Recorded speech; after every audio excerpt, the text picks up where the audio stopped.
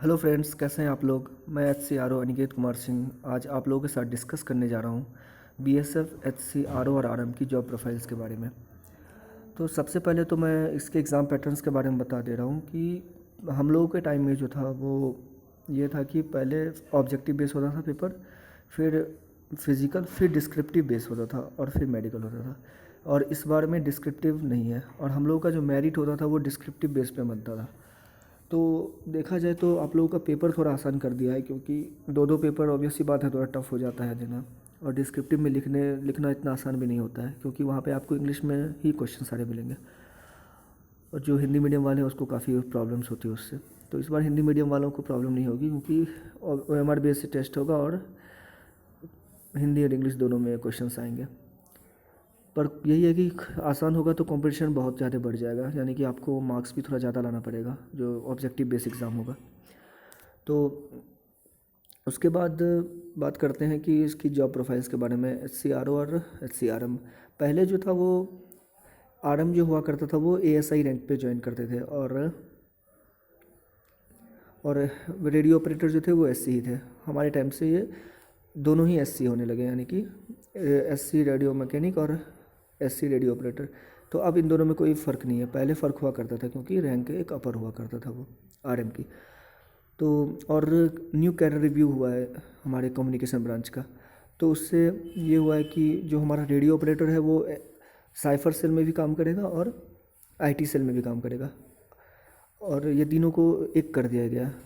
पहले ये अलग अलग हुआ करता था, जैसे कि रेडियो ऑपरेटर ज्वाइन करो तो उसके बाद अलग से कोर्स करना पड़ता था साइफर का और आईटी सेल के लिए, लेकिन अब सिर्फ इसी में तीनों कोर्स तुम्हें करवा दिया जाएगा।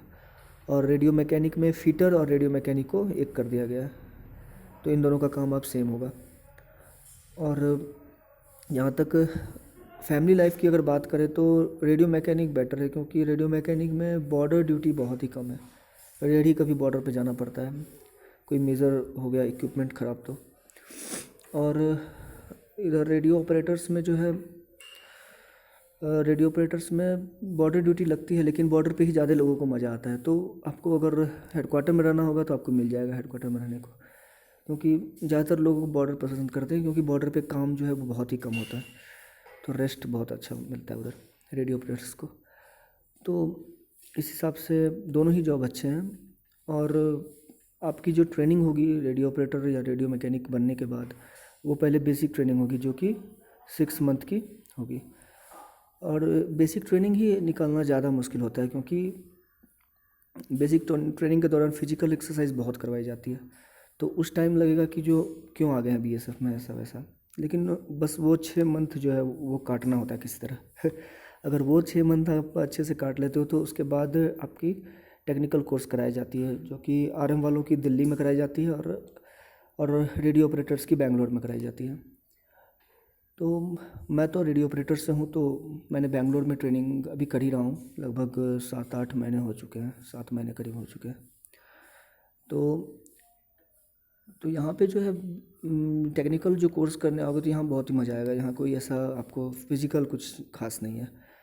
तो यहाँ पे नॉर्मल पीटी भी होती है, तो अल्टरनेट डे में होती है, भी नॉर्मल सी पीटी होती है।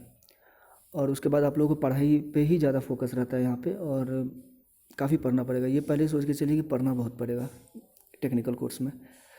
तो अगर पढ़ने में मन लगता है तो आ जाइए टेक्निकल कोर्स करने इधर।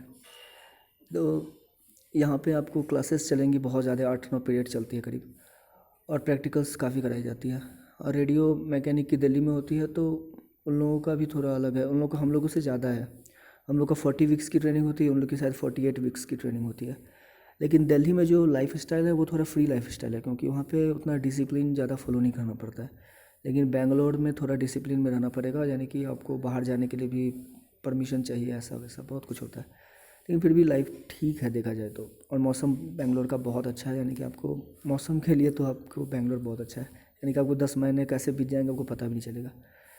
तो देखा जाए तो जॉब प्रोफाइल दोनों की अच्छी है, और आगे चल के आप लोगों को ज़्यादा काम भी नहीं है, आपको मैसेज पास करना है नॉर्मल, ज़्यादा टाइम नहीं लगता। आप यहाँ पे ट्रेनिंग जब करोगे तो आप बहुत कुछ सीख जाओगे। और बाकी आगे चल के जो जॉब प्रोफाइल्स होगी उसके बारे में बाद में डिस्कस करूँगा, क्योंकि वीडियो काफ़ी लंबी हो चुकी है। Thank you.